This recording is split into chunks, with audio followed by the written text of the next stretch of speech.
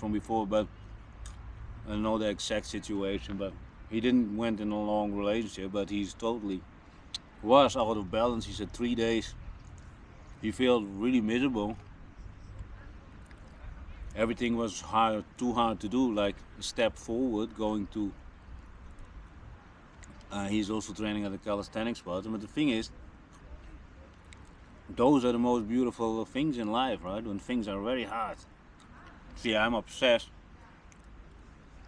But even if you would take a small percentage from the way I things do and approach in life, you know, you will do probably better than the rest of the people around you. And maybe you will even get rid of a few of those people around you. And this is another thing, huh? See, normally in the past, I would go totally bananas on those people. But that is a lot of energy towards a person who in the first place doesn't want to change. Because what he also said, I knew already from the beginning, there was a lot of red flags. I also stepped once in a relationship that person had all the red flags, the whole combination, the whole shebang. But that's an interesting part, right? When things are so all over the top, not the way that you normally would be attracted to, can be attractive, right? But let's get back to the idolizing part. He said, my first fantasy about this person, was me bringing her coffee in her bed. That sounds all romantic, but you should wonder or ask yourself, all the things that you, for example, will do for the other person, you have to ask yourself, what's in it for me? What does he or she bring to the table?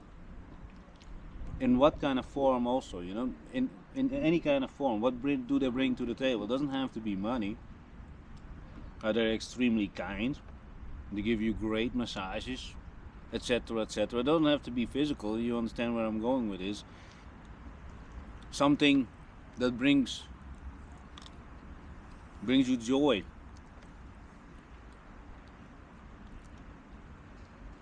I think that's important. Ask yourself before you get into a relationship, what does this person bring to the table? Yeah, she's beautiful, or he is so incredible handsome. There are millions of people who are handsome and girls are beautiful, but what I think, the character is the most important thing. And next to that, I think it's also very difficult in these days to really sync with another person. Syncing, you know, not dominating another person, not extracting money and or something from another person. No, really syncing. And that's a numbers game. And let's say one person who you would meet, let's say 5 years ago, would not sync with you, but it is possible that 5 years later you do sync. Been there, done that. And that was based upon, so let me think about my words, because I don't want to make anybody uncomfortable. So with this person, let me think a little bit about my words. Actually, was the period was way, I think it was 10 years in between. But anyway, besides that, and sometimes people are in a whole different state of mind after, let's say, a decade, and then you two sync. You know, people lose a little bit their wild hairs, or they become wilder or less wild, or when do you sync with another person? And everything is so diverse and distracting now these days. People are not very focused on what they really want. I mentioned this also before. How many people are gonna sit in a room, dark, 24 hours, 7 days? Yeah, but Alan, I have to go to work. Well, there you already go. You have to watch my vlog, so you know you can lock yourself up for 7 days.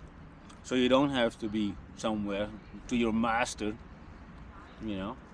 Think about that. Everything that I'm saying in my vlogs is in the most respectful way to live the best life possible. Avoid heartbreak, avoid regret when you're 65, 70.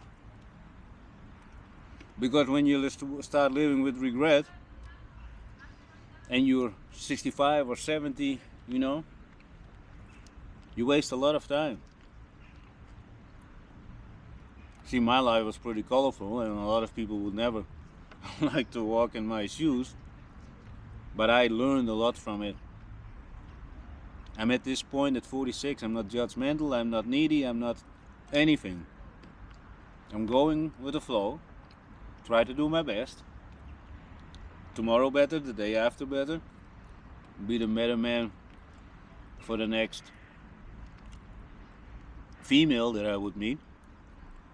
In the next meeting, I will bring more value to the table because I learned from the meetings of yesterday. And that's it. As long as you do your best and you think the actions that you took, are they compounding and are they working to a positive outcome? And the outcome also. And when it's about the outcome, so when you start idolizing a person, you want to at one point, and what do you really want? And idolizing is always a dangerous thing. Been there, done that. Very honest about it. And that's why I'm at the moment very straightforward, you know. When I feel at this moment like this, about this person, I'm saying it. Or do I want something? I'm saying it. No is what you get. Maybe is always, and a yes. No, yeah. There's only one way to find out. And it's a numbers game. And by the way, a yes is still a reaction, and it doesn't mean that they don't want to. Not then. I asked a girl once 35 times without actually acting like a stalker. Let me also make that very clear. My approaches, my copy for my messages, pretty subtle. Not something like, hey, I need to see your genitals, for example. I don't send that kind of thing. I do have a lot of chats. Well, the thing is, there's mutual, how do you say this? We agree. And also when I'm in a relation, those chats are gone. But when I'm single, like now, at the moment I'm single, I'm doing whatever I want, whenever I want, and wherever I want. You know, and also there's one girl I do think about her. She's not responding. It doesn't matter. It doesn't bother me. Everybody does what they want. Do what they want, right?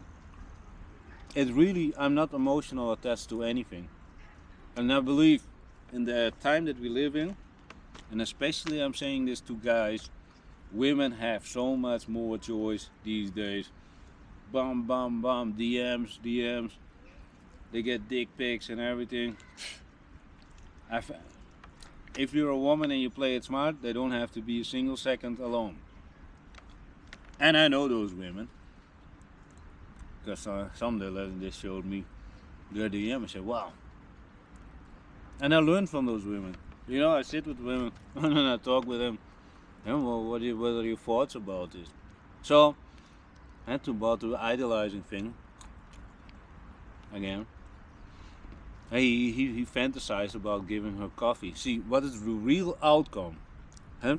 And it's not about, oh yeah, after that I'm gonna get sex. First of all, I think that is anyway, after coffee, then she stinks like coffee. Maybe a cigarette with it. You know, what is the real outcome? What is the outcome? I'm bringing you coffee and then you're gonna praise me? Do I need to be pet? You know, good boy, good boy. And this is where it goes, where I'm going with the story.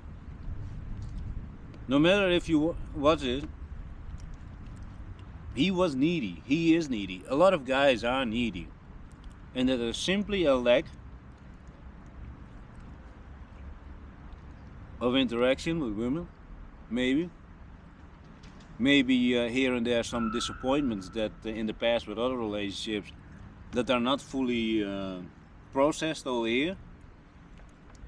Maybe because he was also constantly comparing this woman with an ex of him.